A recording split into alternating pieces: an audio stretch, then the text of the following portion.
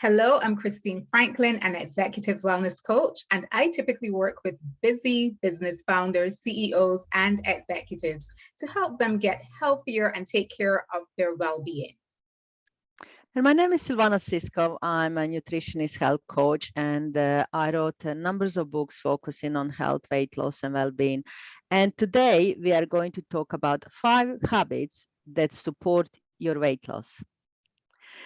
So last week we talked about 5 habits that prevent people from losing weight. And today we're going to talk about 5 habits that can help them to lose weight. Yes. So, right, let's start with number 1. What would you say it's number 1 habit that can help people lose weight? Well, I always recommend, instead of telling yourself, I'm going to stop eating this, I'm going to cut this out altogether, which we know never really works. It might work in the short term, but it's always something that the human brain is resistant to. So I always recommend instead looking for a healthy swap, something that's a healthier alternative that you can switch out. So for example, instead of eating a milk chocolate bar, how about eating a dark chocolate bar? Easy swap. You're still getting chocolate, but you're getting one that is at least a bit healthier. So that's an approach that is easier for us to get used to. It can become a new habit. It can become something we enjoy, and therefore it will be sustainable. Yeah, it's a good one. Yes. Yeah, because there's so many swaps that can easily kind of be done. And if you find something that's kind of similar in texture to that particular food that you really want, then you don't really miss that food very much. I mean, it's very different to say, like, if you want to really have a chocolate bar,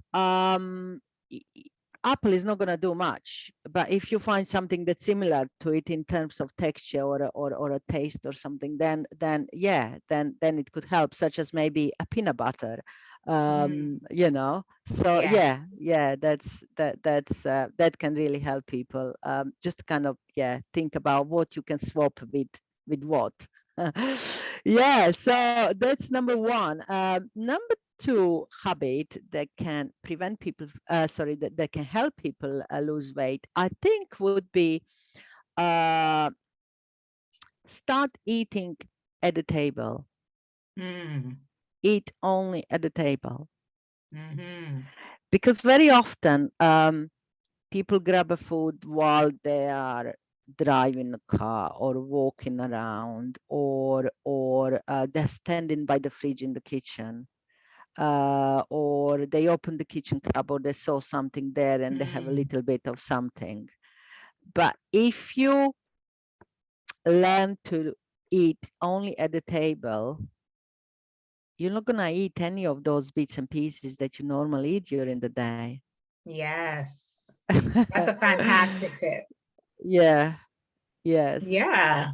Because I actually never thought about that. I know, I think about that in terms of meals, but yes, it's true. People do grab all sorts of things and just, put it in their mouths while they're doing something else. And then before you know it, you've had all these bits and pieces of things that are not so healthy. And that can help people then to actually become more aware of what they're actually eating, because how many times will they need to sit at the table? Yes, it's true. That's a good one. So I would say that's number 2. I love it. What's number 3? I would say looking at the things that can help you feel full and that release energy slowly over time. So the lower glycemic foods, and those would include foods that are high in protein, high in healthy fats, and high in fiber. So we have lots of emphasis in our societies on carbs and things that contain sugar and bread. And, these are the things that we eat normally. It seems normal, but really, these are not going to be as filling as foods that are high in protein, healthy fats, or fiber. So if you focus on making sure you include those in your meals and in your snacks, like snacking on nuts, for example, then that's a much healthier alternative to snacking on a sugary snack. So that's something to be mindful of, both in terms of what's on your plate when you eat a meal, as well as what you're eating between meals as well. And I remember the times, we are talking like a long time ago, when I used to eat in McDonald's. And I would get a cheeseburger or something, and the chips and the milkshake and whatever is there. And I felt quite full. But half an hour later, I was so hungry again. Yes. And then, of course, you're going to eat because you're hungry. Yes, And exactly. then you end up overeating, and you're overeating Yeah. on carbs or sugary foods, most likely again. Yes, So yes. the cycle continues. Yes, that's true. Right, so that's well, number 3, I think. So Yes. number 4, I would say, make a shopping list when you go shopping, and just to buy what's on your list. Don't buy Yes. anything else. Yes. That tip works very, very well for lots of my clients. So I ask them to do the shopping list when they are full and not when they're hungry, to do shopping list when they're full, and go and do shopping with a list and buy only what's on the list. Because Right. very often we go to shop and then, oh, I haven't seen this before. Oh, I want to try. Oh, this looks good. I want to try that. Let me think about this. Maybe I can try this. But if you just buy what's on your shopping list and stick to it, then that can really help with the weight loss. Yes. That is an excellent tip, because that keeps you within certain limits. Yes. You just don't go crazy buying things. And it will save you money. Yes, that's true. Also very helpful. Yeah. Yes, yes. Yes. So what's number 5? So we actually touched on this the last time we spoke about the habits that prevent you from losing weight. So when we flip it, it's important to track what you're eating. And I know people sometimes think, oh, keeping a food diary is so cumbersome. But at the very least, I recommend you track your snacks, because as you had mentioned in the last time we talked about this, people don't often realize what they grab for between meals. So track your snacks and track how many times and what you ate when you grabbed something from a restaurant or a fast food outlet.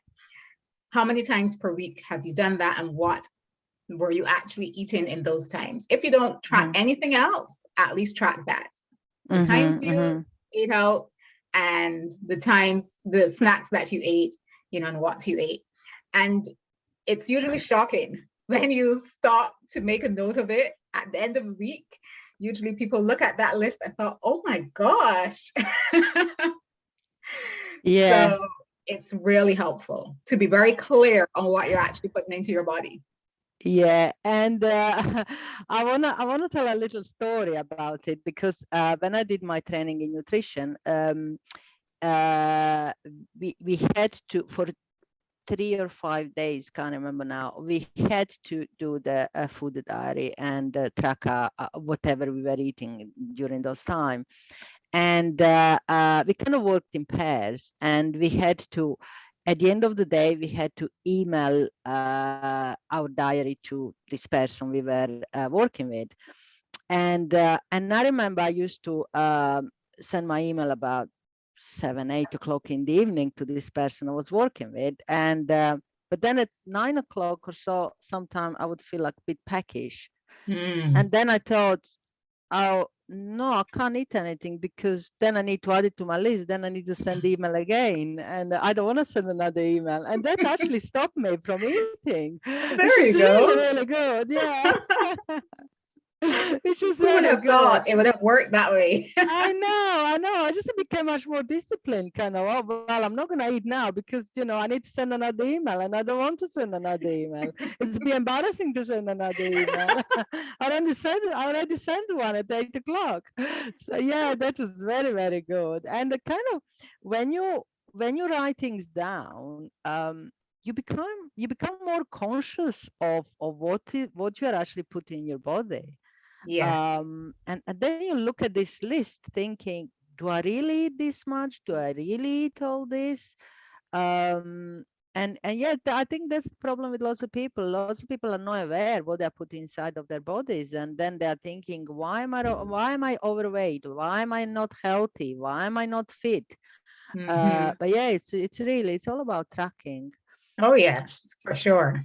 So let's try to remember these 5 hobbies that can help people to lose weight. I can't even remember them. What was number 1? So the first one was doing healthy swaps. Oh yes, the healthy swaps. Yes. Number two, I mentioned eat at the table. Yes, that Yes. was a good one. Number 3. Was choose foods that will release energy slowly throughout the day and help you to Yes. feel full. Proteins, healthy fats, and fibers. Yes, that's right. And the number 4, oh yeah, I mentioned do the shopping list and buy only what's on your list when you go shopping. Yes. And number 5. Track what you eat. Oh yeah, that's a good one. Yes. Right, well done. Okay, so those are 5 hobbies that can help people lose weight. And the next week we are going to talk about portion sizes. So it's all about portion sizes. That's going to be a good one. So see you then. See you then.